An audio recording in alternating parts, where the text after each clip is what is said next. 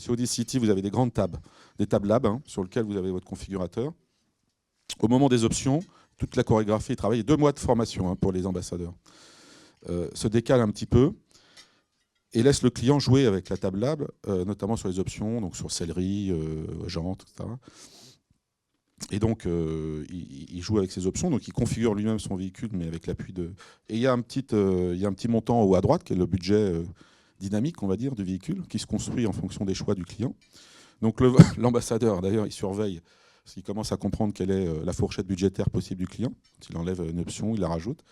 Et c'est le client qui augmente lui-même son panier moyen, en fait. C'est le panier moyen augmenté de 15%, simplement avec le fait d'intégrer un peu plus le client dans la construction de l'offre. Parce que je crois que le panier moyen Audi, c'est 32 000, c'est 36 000 à la concession avant qu'elle soit transformée. C'était une concession du groupe Bauer, que Audi ils ont mis un accord avec le groupe Bauer pour en faire le flagship d'Audi à Paris. Donc il y avait un panier moyen un peu plus supérieur dans cette concession, mais au-delà de ça, ça a encore augmenté de 15%. Ce qu'on voit, c'est que ces tendances sont plus marquées sur les pays du Nord, les marchés du Nord de l'Europe. C'est lié vraiment aux évolutions, mais ça, dans le commerce, c'est vraiment le cas qu'on rencontre partout. Je ne sais pas si vous connaissez les réseaux de distributeurs, par exemple, en UK, sont très très avancés par rapport à ce qu'on peut avoir en France. C'est des méga groupes, quoi. Aujourd'hui, je ne sais pas si vous avez vu le top 50 des groupes de distribution européens, mais la plupart sont trustés par des Anglais ou des Allemands, quoi. C'est des grosses boîtes, quoi. Méga trucs. Donc, et puis les tendances sont un peu moins affirmées dans le sud de l'Europe. Chaque mois, l'ambassadeur est en charge d'organiser un événement client sur le point de vente. Quand on y était, c'était un dîner avec un chef. Et dans l'espace, des espaces non exploités en fait dans une concession pour faire des événements ou des choses intéressantes après la fermeture. Et donc ils ont cette obligation-là d'organiser un événement. Donc ils deviennent des animateurs événementiels en fait autour du point de vente et la théâtralisation du point de vente. Voilà. Et ils sont aussi en charge des lignes Internet, ce que je n'avais pas dit, parce que généralement, chez un distributeur, prendre en charge les lignes Internet, c'est très, très compliqué. Donc là, ils ont des objectivations sur le traitement des lignes Internet, qui ne sont plus en 48 heures. Ça ne marche plus. C'est en 1 heure. Beaucoup de travail sur le lieu aussi, sur tout l'environnement. Donc il y a des petits salons, vous ne rentrez pas dans une concession automobile, clairement. Vous êtes dans un autre univers.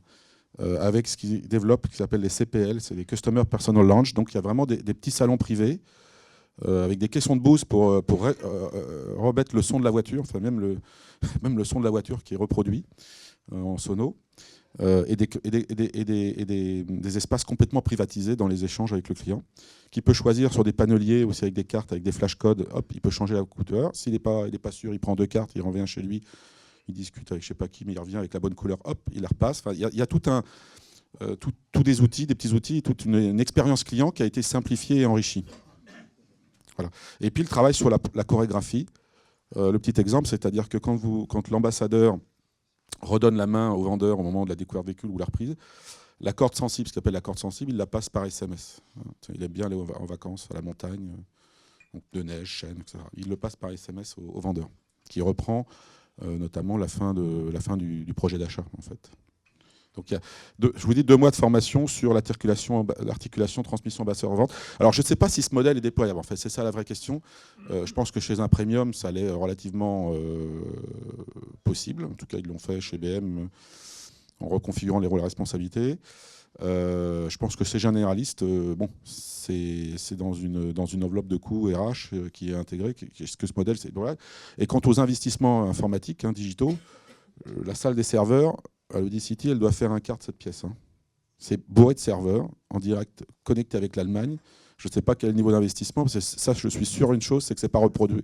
C'est pas généralisable, en tout cas à court terme, chez l'ensemble des concessionnaires. Voilà. Il y a une recherche d'excellence vraiment très très pointue sur ces points de vente, dans le traitement client.